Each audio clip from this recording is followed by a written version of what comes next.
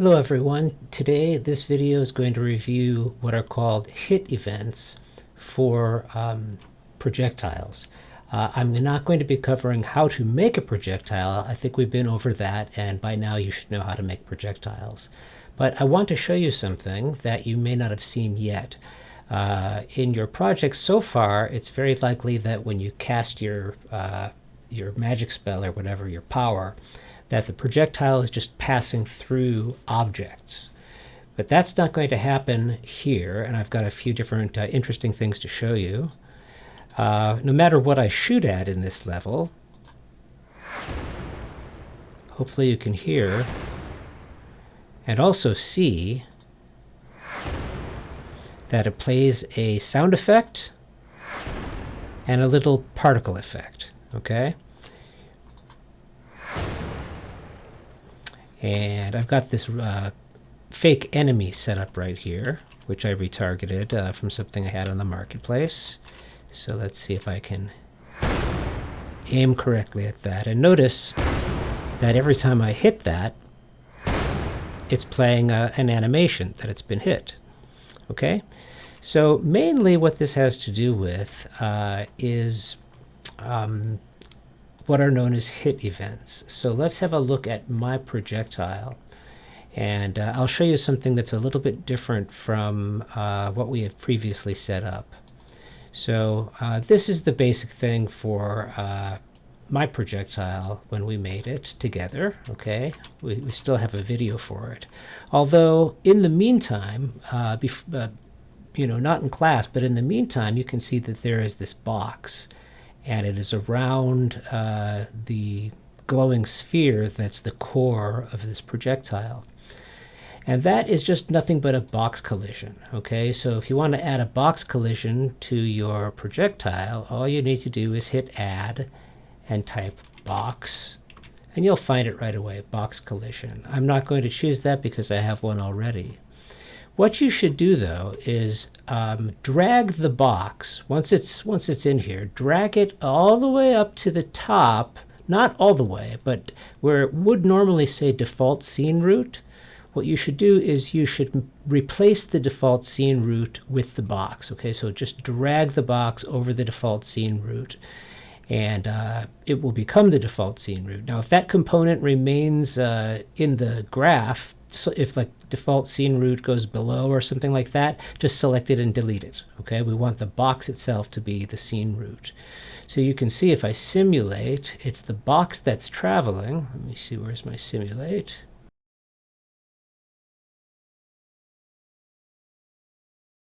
Okay, so you can see everything is a child of that box. So it is you know, it is the thing that is in motion, and everything else that is a child of it is going to go along for the ride. Okay. Once I have this box collision as the default scene root, what I want to do is I want to set up its collision settings, which are down in this area. Okay. And the default response is not block all, it's overlap all dynamic. So the thing is that if I were to save it that way, what's going to happen, or what should happen, is that it's just going to pass through objects. That was just something I demonstrated to somebody else that has nothing to do with this.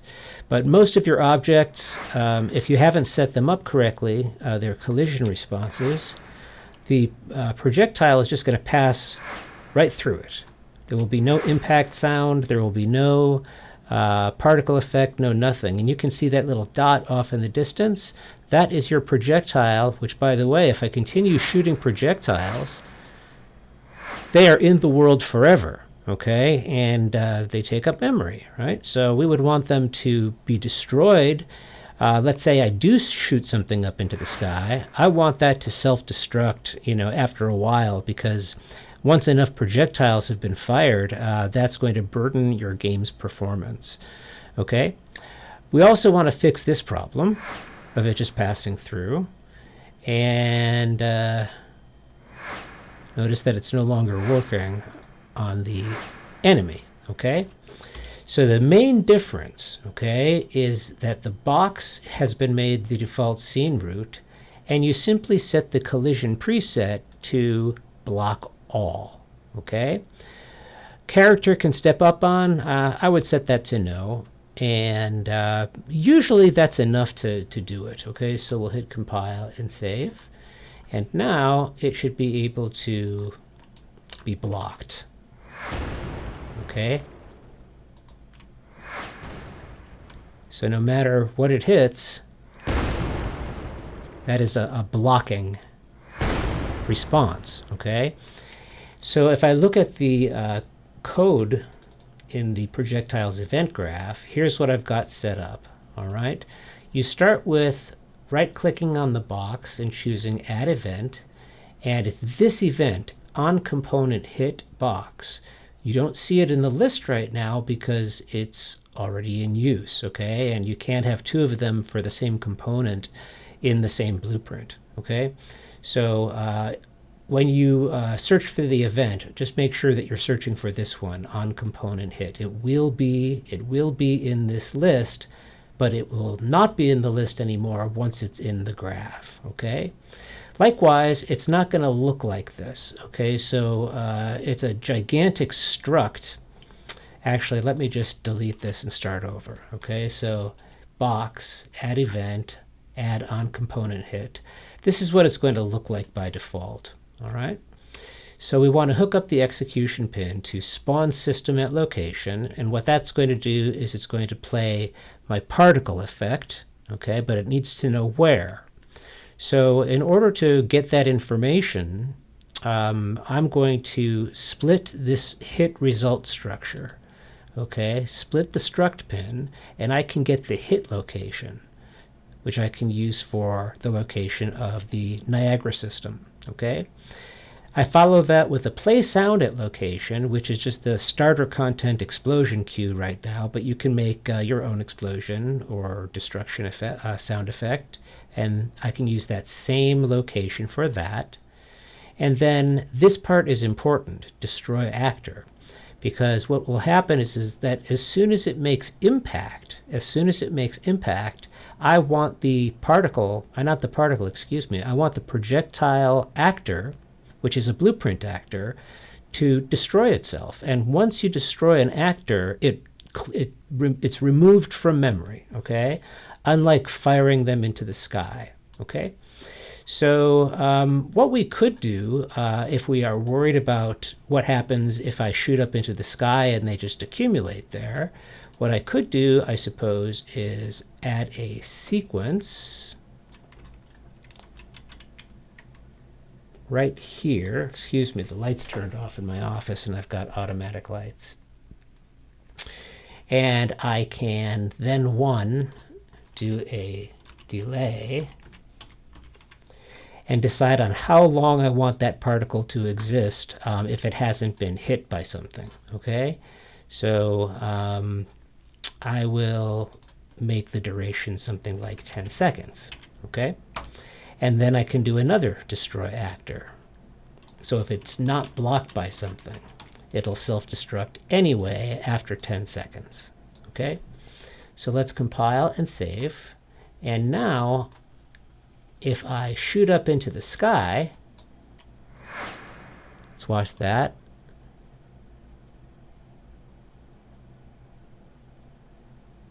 It should destroy or self-destruct after 10 seconds. I don't know if I can tell. Maybe it hasn't done that. Let me see. Place sound at location, sequence. Then, oh, it's already destroyed. That's the problem. No, it's not destroyed. Okay, so we could make a Boolean variable, I suppose. So let's make a variable is destroyed. Or is, well, let me put it to you this way. What would be a good question to ask? Does exist, question mark. Okay, and that's a Boolean. I'll compile first and set the default value to true. Let's try it this way, compile and save. Let's get rid of the sequence, and we'll just get this does exist Boolean, get it, okay, and do a branch, okay? So we'll do a branch right here.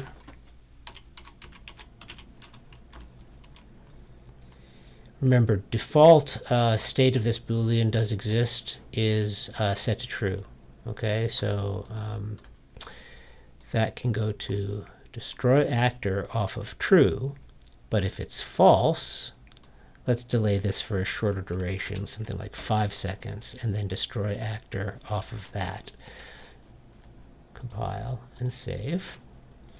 So if it gets destroyed first, by hitting something, then it's going to destroy itself as soon as the impact takes place.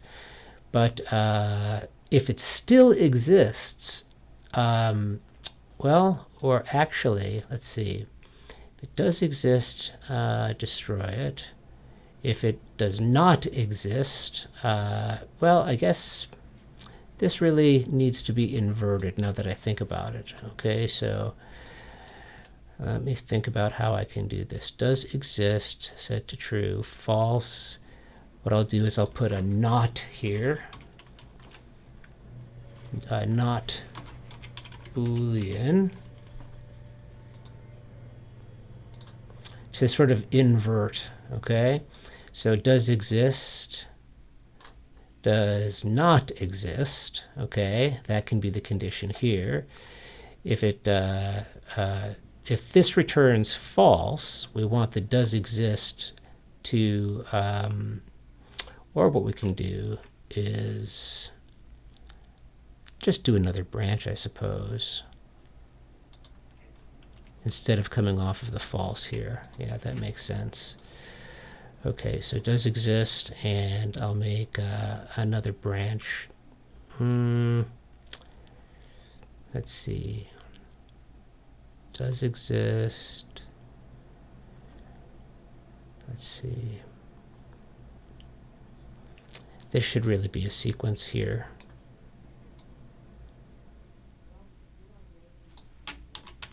I'm overcomplicating this for sure. Okay, so sequence, and then we want this to again have another branch. Okay, so we're going to take this and this, copy and paste right here. So if it still exists, in other words, nothing has set this variable except the default value, right? And I guess I can set it to false right here, okay? So does exist, I'm going to set does exist to false if it makes contact with something, okay? We'll put a branch here.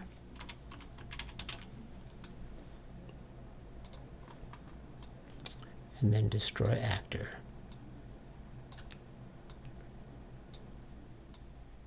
So if does okay, so we're setting does exist to false. That way, this will be updated if it has to take this alternate path, and it's going to consider whether or not it still exists in the world. Okay, and then after a 5-second delay, it should destroy itself. So let's find out if that works. Compile and save. No errors. That's good. All right, let's make sure that it's still working. Okay. Notice that I'm playing the sound at location. Ooh. Oh, that was unexpected. Okay, that is the result of something that's wrong with my code.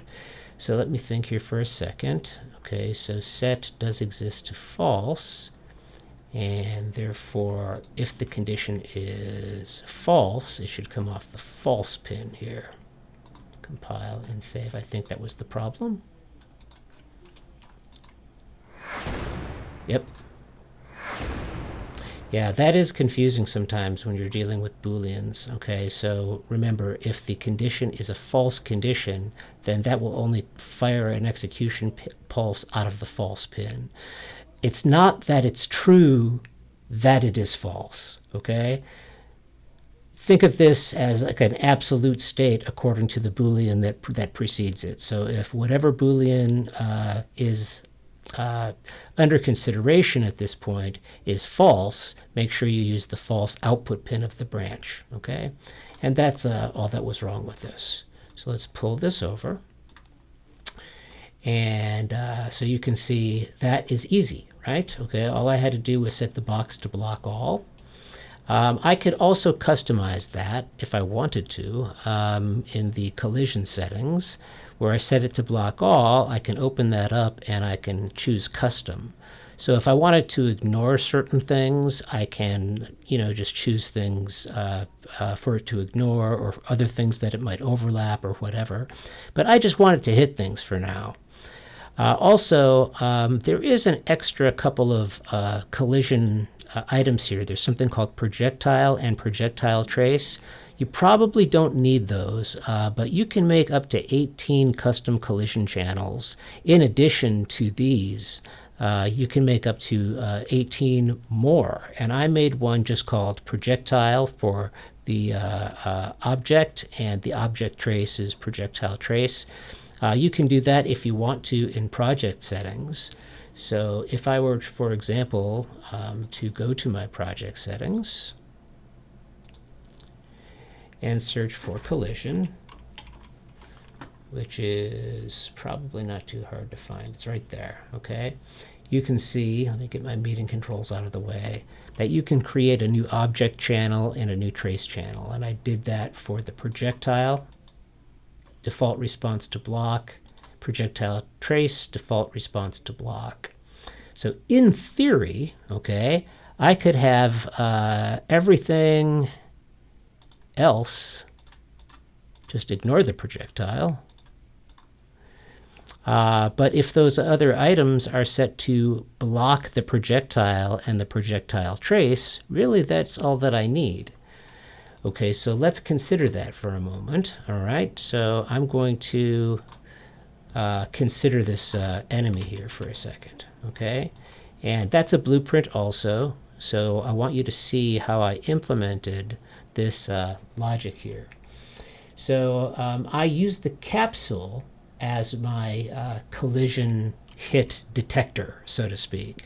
So I right-clicked that, and I got the on-component hit capsule component.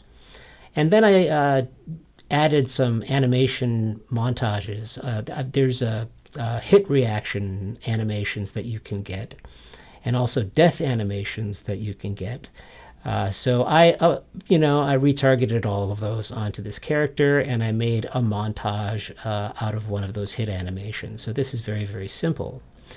But if I go to the on-component hit, or actually, I'm sorry, the capsule, and I look at the collision response, it is set to block practically everything. But let's set it to ignore everything except for the projectile and the projectile trace. Okay? And come on, lights back on. Make me look like a lunatic. All right? So technically that should work, but I probably didn't need to make that separate set of collision channels. All right? So, uh-oh, what happened to him? Oh, he fell through the he fell through his capsule. All right, so let's do it this way. Let's do it the other way around. Let's have it block all, right, on the projectile, which is fine. Compile and save. And on our enemy, let's set that to block all again, but we'll have it just ignore the projectile, these custom channels that I made. Okay, so it's basically what you'd get for a block all type of response. Okay, and by the way, for hit events, you want to make sure that you have this checked. Simulation generates hit events, and where it says collision enabled, it should say collision enabled query and physics. Okay, that's what you want that to say. So compile and save. And now it should be ignoring those custom channels that I made, but because it's blocking all, it should still work.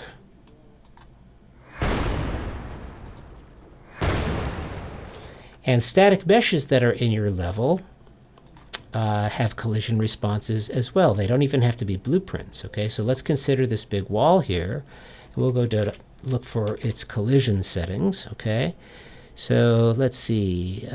Collision preset is default. So let's go to custom and see what the default is. The default happens to be block all, right?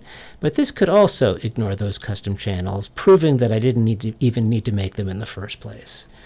So if I play, I get the same result. But sometimes it's difficult to control certain things, and you might need to make separate collision channels occasionally, not often. Okay, usually that's good enough. All right. So, this object over here, I changed some settings on that. I think, yeah, I guess I must have made it into a blueprint. And I just did an overlap event, but let's recode this, okay? So I'm going to get rid of that. And we're going to take a box collision, right-click, add event, add on component hit. And we'll use that instead. Okay, so where is the, excuse me, moving my meeting controls out of the way. The hit location can provide this information. Let's connect up the execution pin. And also for the play sound at location. And let's get rid of this and this for a moment because I was demonstrating something else to another person. Let's now look at the collision settings for this box. We want it to generate hit events, okay? We want it to be query. Okay, I'm glad I checked this. Collision enabled says query only, no physics. So we want query and physics. Characters should not be able to step up on that, but let's do block all. And these two channels really don't matter anymore, right? I could delete them, in fact, but blocking all is fine. And let's see what else. Maybe I want to destroy something. Okay, go into play. Oh.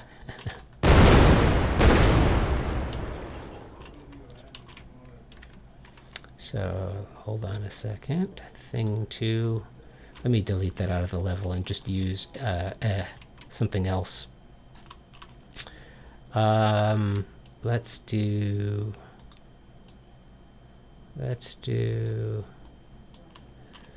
Well, I'll tell you what. We're going to do it here with our little enemy, and we'll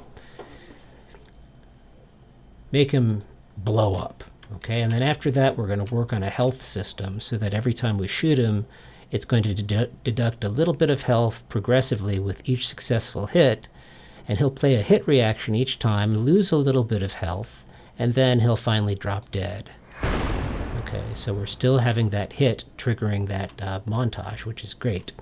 So let's go into that blueprint, and all it's doing right now is it's playing a montage, and I'm going to put in a delay. For now, that is the duration of this montage. Then I can spawn system at location,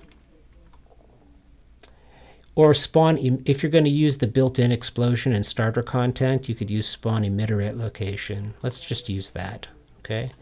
And I'll search for particle. It's cascade. That's the difference, okay? Spawn system is for Niagara.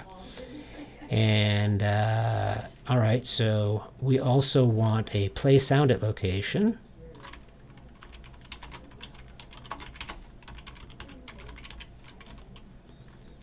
And we'll use the starter content explosion for that. Okay, that's fine. And it's going to be the hit location that we need. So split that. And the hit location is going to go into the emitter location and the play sound at locations location pin. And then what we can do is destroy the actor, okay?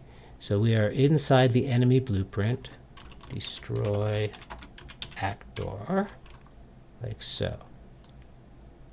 So this time, when we hit him, he's just going to blow up. So let's go into play mode.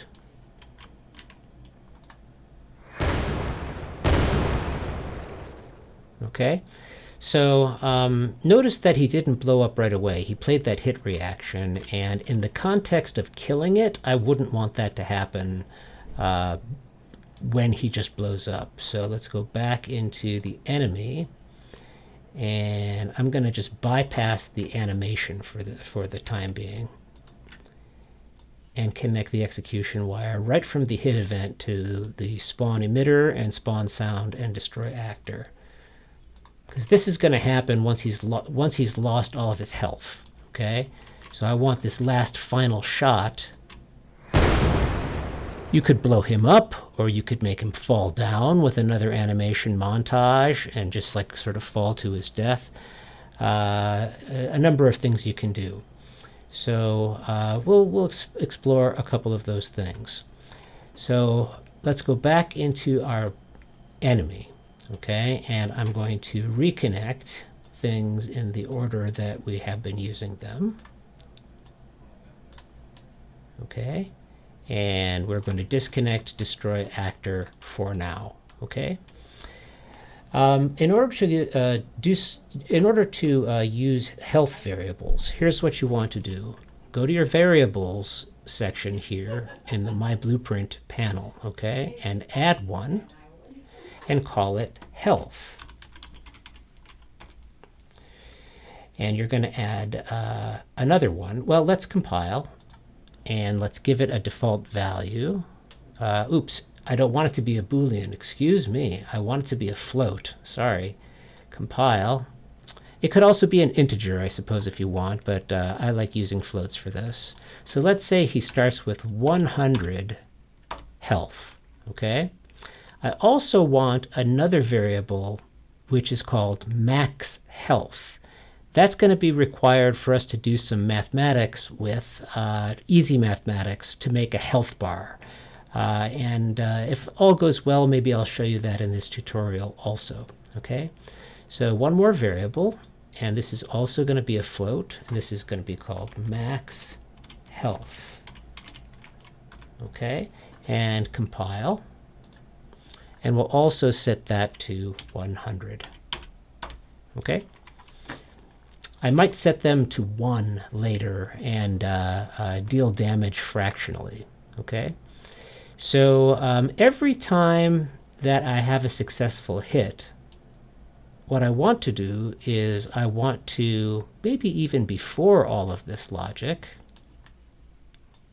and not destroy the actor, before all this stuff, is I want to set the health. Okay? So we'll bring the health in here, and we're going to choose set health. So every time it's hit, something's going to happen here. So what we'll do is we will take we're going to take the health variable again. This time we're going to get it. And then we're going to subtract something from 100, okay? That whatever value that we want the health, the damage amount to be. So let's suppose that I want it to be 20. So this I will just type subtract. So it's going to be a float minus a float. And let's say 20. And that means that this robot, in theory, should need to be hit 5 times, because 5 times 20 equals 100, which is the health that it started with. We can also do a print string of this, I suppose, just so we can see what's happening. So we'll do print string. And I want the string to be the health. And I'll do a little conversion for us, converting it into a float, or reformatting the output there, which is a float value, into something that can be printed on screen as a string. And let's see, the duration, let's set that to 5 seconds. Okay. Compile and save. So let's see what's happening with the health here. All right, I'll turn toward our enemy, shoot, and you can see it says 80, right? I don't know why I had that double explosion for some reason, but it just deducted 80 from his health. Excuse me, it deducted 20 from his health, which started at 100. So this next one should be 60. And you can see it's 60. I want to just see what's up with that double explosion situation. Play sound at location, spawn system at location. This is in the projectile. VP enemy. Oh, I know why.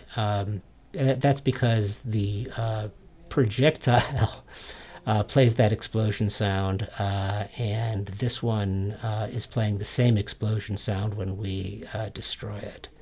So let's do something else. Let's find just a different sound to use.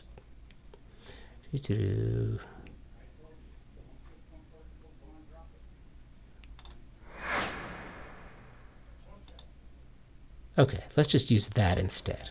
Okay, compile and save. So let's start again. All right, now on the first hit, remember, look at the upper left-hand corner of the screen. Remember, he's starting with 100 health points. So now it's 80 health. Now it's 60 health. Actually, we don't even need that sound effect yet. So let's go back into our enemy and disconnect this for the time being. We will add something there eventually. Compile and save. One more time until it reaches 0 health. Okay. Now his health is 40. Now his health is 20. Now his health is 0. Now his health is negative 20. Okay, so you could keep going into the negatives, but we're going to make something happen once it's equal or less than 0. Okay, so that's going to happen inside our enemy blueprint. Okay, so let me just clean this up a little bit, and I don't need the print string anymore because we're going to do that a different way, something like a health bar. Okay, now we know that every time he gets hit, it's going to subtract 20 from the health. Okay, and it's going to do the hit montage and the emitter, okay, which is that explosion. And that is the particle effect, not the sound effect. In fact, let's just disconnect this also. I may use a different sound effect depending on what we do next.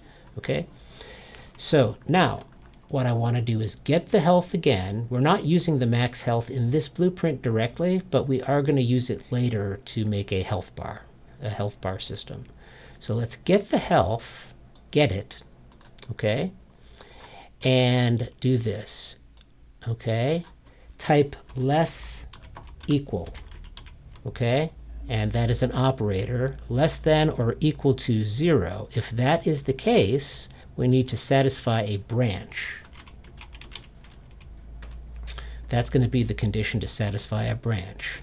Okay, let's put this execution pin there. So if these things are true, that the health is greater or less than or equal to 0, then it will continue something going forward after this. But as long as the health is above 0, the buck stops there, okay? Nothing else is going to get through because this is preventing it, okay? Almost like a gate. So we have to wait until the health reaches 0 or less before something will fire out of the true pin. So what I think I'll do is I'm going to just choose play anim montage. And you'll see why in a moment, okay? Let's compile and save. I'm not going to tell it what montage to play, okay? But let's look at some choices. I added to this project some hit animations, which I retargeted. Okay, that was a separate animation pack, and it came with its own, UE4 Manny. I had to retarget all of those animation assets onto this blueprint so that they'd be compatible. But the animations are just hit animations. I'll show you. We can preview them. That's one. Headshot. Lots of ways to die. Eventually, we're just going to have to pick one. Regular death. Okay. So I want to make sure, though, that these are not looping. Okay. So before I make, let's see.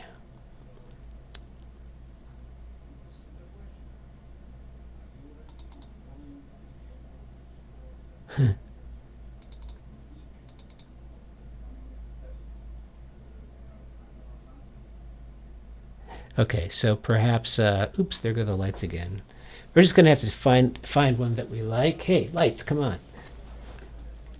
All right, so let's Control B and browse to that animation and open it.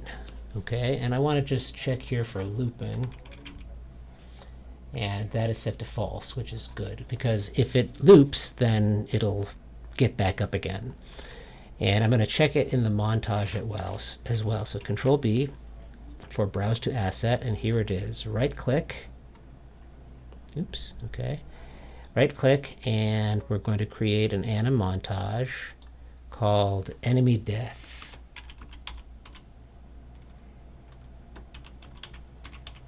Underscore montage. I'll let you see that by scrolling to it. It's right here, okay? And let's open that up. And let's just check and make sure that loop is set to false here as well, which it is, okay? So this is great. We can save this and close that.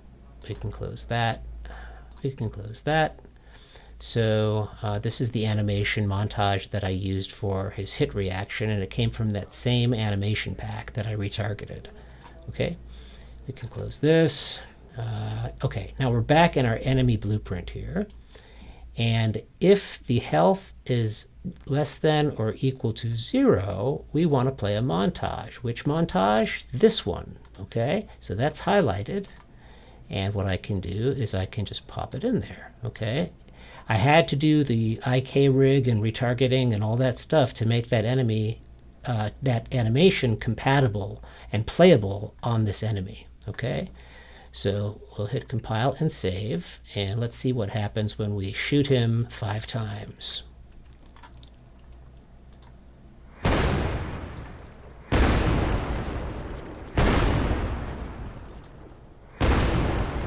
Okay, so this next shot should be the final blow. Oh, yeah, it got back up again. So there is a way to prevent that. Let me just make sure. Blend out time. I think I might need to set that to something like -1. Just make sure. I think. I might not remember how to prevent that from standing up again, but I'll troubleshoot that. Enable auto blend out. I think I'll just turn that off, and that will probably do the trick. Okay, so let me see again.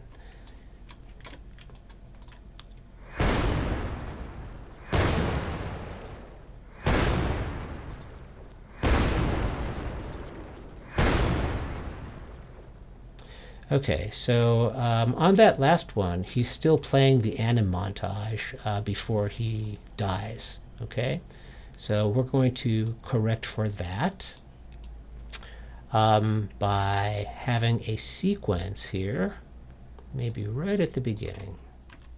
Sequence. So all of this logic is going to fire. Just move that over. But the then one is going to be this code right here. And that way, it's not going to play that anim montage on that final hit. Okay, so let's try that again. Compile and save, and play. 1, 2, 3, 4, 5. Okay, yeah, and he's not getting back up again. He's dead. Maybe I want it to sit there for just a second and then blow up. Okay, I could also code that. So I don't need this open anymore. I think the trick, by the way, was not setting the blend time to -1. I think it was just to disable auto blend out. I think that is the thing that prevents it from starting over again. So try both, and one of them is the correct one. I just don't remember which, frankly.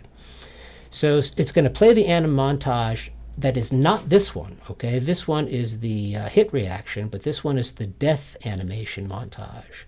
So I could delay for either the duration of the montage, or I can take this and type add.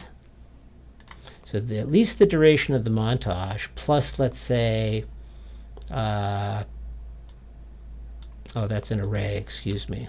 Let's see. Plus, okay, operators add, float, okay? So I can hard code a certain number of seconds after that death animation plays, let's say 2 seconds. And that will be the duration of the delay, okay, which is the duration of this montage plus 2 seconds. And then what we can do is copy this and paste it here. And play sound at location. Well, let's see. He is already playing a sound at the location because the projectile is being blocked and it has a sound, a blocking sound. So when it gets destroyed here, we can just use that same sound because this is not based on the projectile hitting anymore. It's only based on the fact that the enemy is dead. So I can set that back to explosion. And this is the one again from starter content, but that is of no concern. And I'll get the location again from the hit location. For the emitter, and the play sound at location. So if he dies, okay, what we want to do is before we destroy the actor, we want it to play the montage, explode with an explosion sound, and then destroy the actor so that it disappears from the level and also from memory for that matter. Okay, so go to the third person map, and this time what we should hear is every time I hit him, he'll play a hit reaction and we'll hear the sound effect and we'll see the particle effect. I have to shoot at him 5 times. On the 5th shot, what should happen is that it should fall down, and then 2 seconds after that, it will blow up and disappear. 1, 2, 3, 4. Oops, and my screen went dark, so wait 1 second. It's a problem with my monitor. It just goes blank for 5 seconds and then it comes back, okay? So I still haven't fired that 5th shot yet, but this is the death blow right here. Boom. And he blows up, okay? So actually, the thing is that it blew up when he fell down out of that. That was, I think he fell out of the capsule. And the explosion took place where the capsule location was, which is, you know, it's all right, but he fell a distance away. So I think that he actually came out of the capsule. So let's go back to the enemy blueprint again and reconsider what we want for the location for anything that requires a location here. So we can do, let's see, hit actor, actor object reference, no, hit component. Okay, and I want to use the mesh for this, and we'll just say get world location. Oops, that's not the correct node. Get world location of the mesh. I keep on clicking accept too fast. Get world location. Okay, and it's going to highlight the wrong one, but you want this one, okay? And I would like to replace, especially for the death, I guess. We'll just use its world location, the mesh that is, independently from anything that is its parent, okay? Just the mesh, where is it in the world, okay? And use that location for the explosion and the place sounded location. Compile and save. And let's see if that fixes it so that the explosion happens in the right place. Boom. Boom. Boom. Boom. And here comes 5. Pow! I have to control that extra one somehow, okay? So, yeah, it still looks like it spawned. It still looked like it spawned. Let's see. It still seemed like it spawned that emitter where the capsule would be and not where the mesh was. So, you know, the thing is that, let's see, maybe what I want here is, I'm going to try this. Get relative location and use that. Let's see if that helps.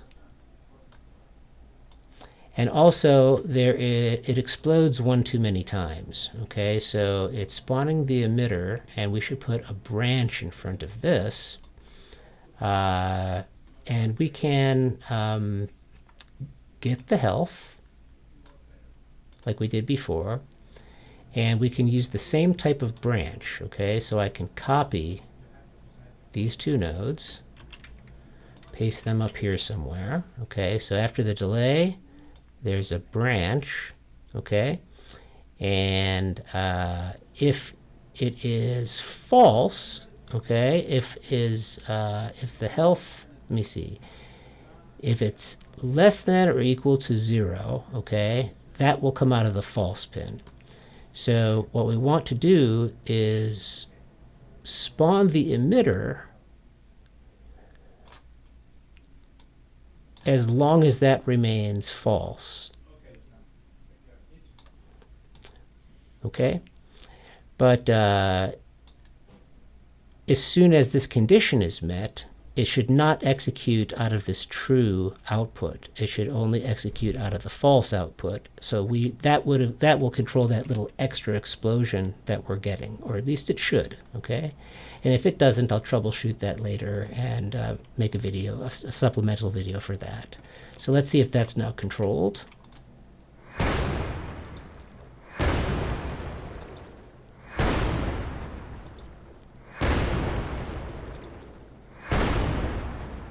Oop, no, it wasn't controlled. Yeah, I goofed something up. Enemy. Let's just undo, just to get back to what we had before. Before I tried to use the mesh for everything, okay? So I'll troubleshoot that problem. I'm sure it's something simple that I'm just overlooking at the moment, or just some logic that I'm not wrapping my head around in the spur of the moment. Okay, so playing the animation montage, spawn emitter at location. That should happen. That branch though, that branch, I think it should have worked. Maybe, yeah, I don't know why it didn't, because if I create this this trio of conditions here. Let's just think about this again for a second. Copy and paste. Okay, if the health is less than or equal to 0, okay, then that satisfies the branch, okay, and that would be true. Okay, I think that was the problem. I think I came out of false, right? If it's less than or equal to true, that would come out of true. So what I want to do is use the false pin. That was the problem. Okay. At least I think so. So less than or equal to 0. Let's see. If it's less than or equal to 0, yeah, the false pin. That makes logical sense, I think.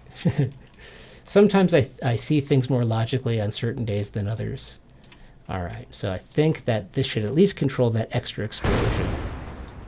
2, 3, 4, 5. No extra explosion. And we still have to figure out how to get the transform right for that. And I'll troubleshoot that later. But that more or less worked. So let me just show you the blueprint again. All right, and let me just clean this up so that it is not spaghetti. And some of this, just by virtue of the fact that it's a little bit complex, is going to be a little bit of spaghetti. But we can tuck things in like that if we need to. Okay. And let's take all of this stuff. I'm shift clicking, by the way. And pull that down and out of the way. So it's clear what's happening down here.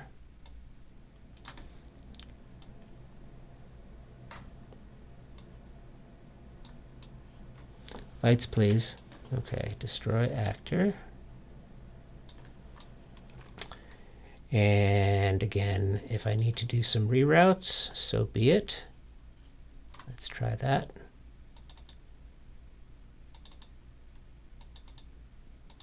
You have to double click right on the wire. I've got poor aim. So if you don't want that to happen to you, don't be as impatient as I'm being. Highlight the little reroute node and wait until it looks like that, the cursor, and that's the way that you move that. Okay, so let's see if we can clean this up even more.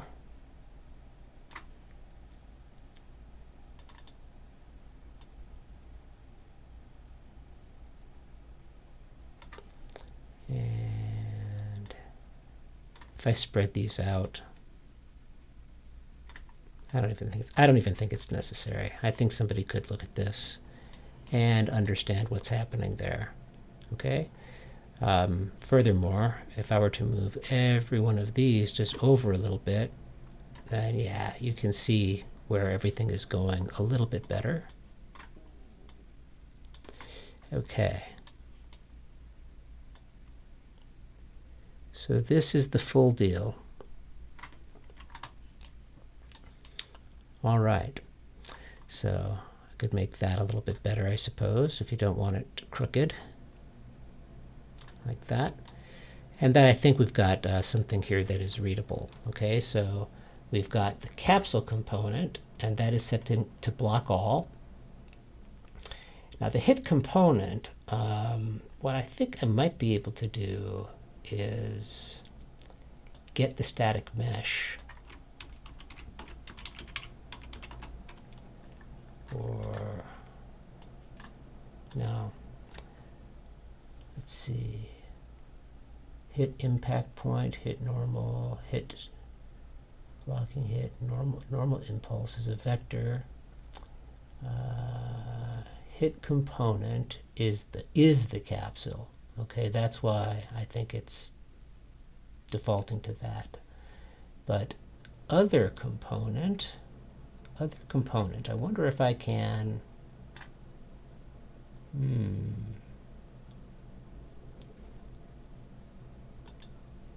Yeah, that get relative location for the mesh, I thought it would have worked. I'm going to try that again in your absence and just see if it was caused by something else. All right, so we're getting hit. We've got this sequence because we have to have different conditions for when its health is less than or equal to 0. And we're setting the health with every hit, right? We're deducting 20 from 100, which is the default on the health variable. We will use this max health in another video to teach you how to do a health bar. But it's the same kind of system, okay? You could basically do identically this if you wanted to have that protective shield that we were talking about that surrounds the character. I will do that also in a separate video because it is practically the same as this, but it's not exactly like this, okay? And it's going to add more to this block of code than exists now. But we're going to have to use some nodes that will make the shield visible when it's hit and invisible after it's been hit. And that node is just called set visibility, and you'll see it's very, very easy to use. What I would have to do first is add that shield, okay, as a component here, and scale it so that it surrounds the character, and then set its default visibility to false. And then just set visibility and set visibility true, false, until it dies. So that's a preview of what I'm going to show you when we do that. And like I said before, we're going to do a separate video for health bars. But it's fun seeing the hit reaction. I could also have made an array of hit reactions so that it reacts differently with each hit.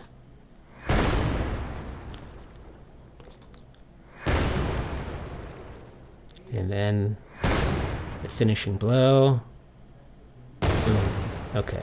So that's not so bad. It doesn't get that far away from the capsule, but I still am noticing that it's not exactly the body itself. So I would have thought that just getting the skeletal mesh would have done the trick in terms of where to spawn that explosion particle system. So I'll troubleshoot that and I'll come up with an answer. But in the meantime, I hope you found this useful and give it a try, okay? I will follow up with that shield system and health, whatever you call it, the health bar, okay, the health bar very soon, okay, this week. Maybe even today, but if not today, for sure this week. Thank you. Bye-bye.